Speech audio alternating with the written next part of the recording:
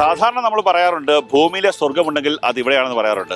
ആ വാക്ക് കടമെടുക്കുകയാണ്. കാര്യം തമിഴ്നാട് തെങ്കാശി ജില്ലയിലെ സ്വർഗമുണ്ടെങ്കിൽ അത് ഞാനിപ്പോൾ നിൽക്കുന്ന പ്രദേശമാണ്. ചുരണ്ട, സുന്ദരപാണ്ഡ്യപുരം തുടങ്ങിയ പ്രദേശങ്ങളിലാണ് ഇങ്ങനെ സൂര്യകാന്തി പാടങ്ങളുള്ളത്. ആ പാടത്തേക്കാണ് നമ്മൾ എത്തി നിൽക്കുന്നത്. ആണേ എന്നാണ് സൗഖ്യമോ? കായകനി എന്നൊക്കെ ഇருக்கு?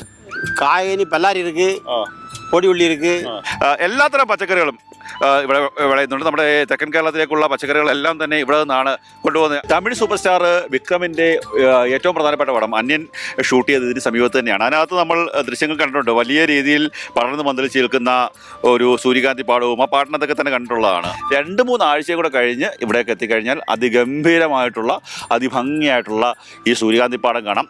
തൊട്ട് സമീപത്തുള്ള പച്ചക്കറിപ്പാടം കാണാം. അവയൊക്കെ കണ്ട് മനസ്സ് കുളിർത്ത് വേണമെങ്കിൽ പണ്ട് ഞാൻ നേരത്തെ സൂചിപ്പിച്ചതുപോലെ അന്യൻ എന്ന് പറയുന്ന സിനിമ ഷൂട്ട് ചെയ്ത അന്യൻ പാറയുണ്ട്. ആ പാറയൊക്കെ കണ്ട് തെങ്കാശിയിൽ വന്ന് തെങ്കാശിയിലെ ചന്തയും കണ്ട്, തെങ്കാശി ചന്തയൊക്കെ നമ്മൾ സിനിമ പാട്ടിൽ കേട്ടിട്ടുണ്ട്. തെങ്കാശി ചന്തയും കണ്ട് ചുരണ്ടയും സുന്ദരപാണ്ഡ്യപുരത്തൊക്കെ നല്ല പച്ചക്കറി കിട്ടുന്ന സ്ഥലമുണ്ട്.